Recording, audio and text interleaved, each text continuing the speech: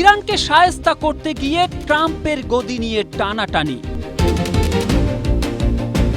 14 কোটি ইরানি জীবন দিতে প্রস্তুত বলে মন্তব্য করেছেন মাসুদ পেজেশকিয়ান।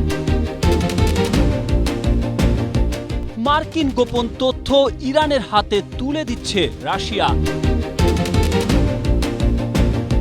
39 দিনেও জানাজা দাফন হয়নি খামেনির রহস্য কি? ইরানের ভয়ে বৃহত্তম সেতু বন্ধ করল সৌদি আরব। শুনছিলেন শিরোনাম, এবারে বিস্তারিত।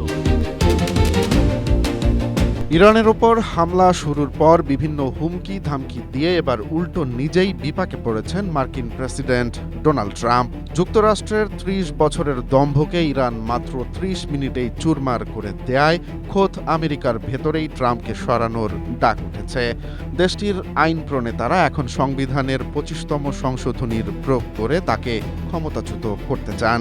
কংগ্রেস ওম্যান ইয়াসমিন আনসারি ও ইলহান ওমরের মতে ট্রাম্পের উস্কানিমূলক বিভিন্ন কার্যক্রম এবার সব সীমা ছাড়িয়ে গেছে, যা বিশ্বকে এক অন্তহীন যুদ্ধের মুখে ঠেলে দিচ্ছে। তারা ট্রাম্পকে উন্মাদ আখ্যা দিয়ে দ্রুত ক্যাবিনেটকে ব্যবস্থা নিতে অনুরোধ করেছেন।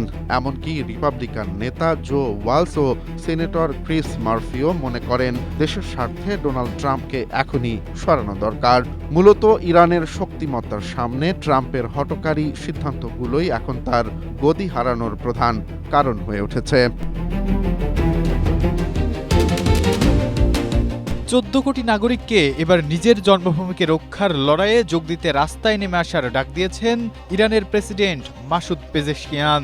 মঙ্গলবার রাশিয়ার বার্তা সংস্থা তাসের এক প্রতিবেদনে জানা যায় 14 কোটিরও বেশি সাহসী ইরানি নাগরিক এখনো পর্যন্ত শত্রুর হাত থেকে দেশকে রক্ষায় নিজের জীবন উৎসর্গ করতে প্রস্তুতির ঘোষণা দিয়েছেন।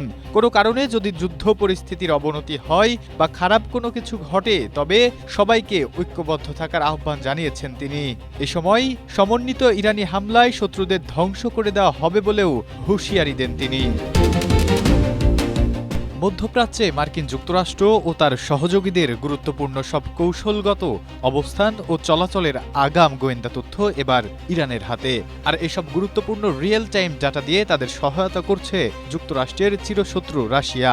রয়টার্সের এক প্রতিবেদনে জানা যায় ইরানের সাথে মার্কিন ইসরায়েল সংঘাত শুরুর পর রাশিয়া মধ্যপ্রাচ্যে থাকা মার্কিন সামরিক সম্পদের অবস্থান সম্পর্কে গুরুত্বপূর্ণ সব তথ্য দিচ্ছে ইরানকে। এর মধ্যে মার্কিন যুদ্ধজাহাজ, সামরিক বিমান এবং বিভিন্ন ঘাঁটির অবস্থানও রয়েছে। বিশ্লেষকদের মতে যদি রাশিয়ার এই গোয়েন্দা সহায়তা অব্যাহত থাকে, তবে মধ্যপ্রাচ্যে মার্কিন লক্ষ্যবস্তুতে ইরানের হামলা আরও নিখুঁত ও প্রাণঘাতী হয়ে উঠতে পারে।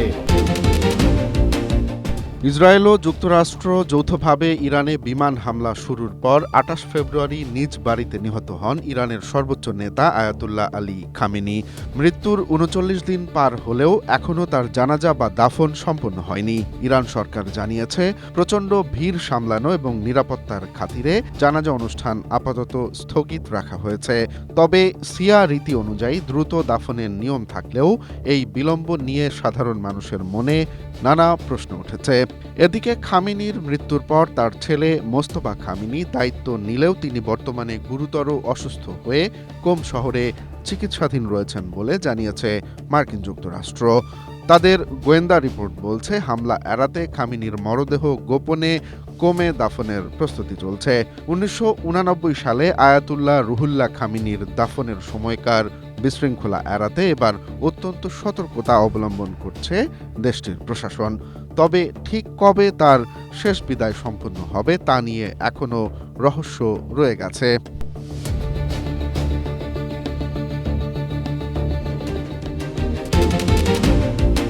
সৌদি আরবের কিং ফাহাদ কজওয়ে সেতুটি প্রায় ১৫.৫ মাইল দীর্ঘ, যা দেশটির দীর্ঘতম ও সবচেয়ে গুরুত্বপূর্ণ ব্রিজ। এটি দেশটিকে দ্বীপ রাষ্ট্র বাহরাইনের সঙ্গে যুক্ত করেছে।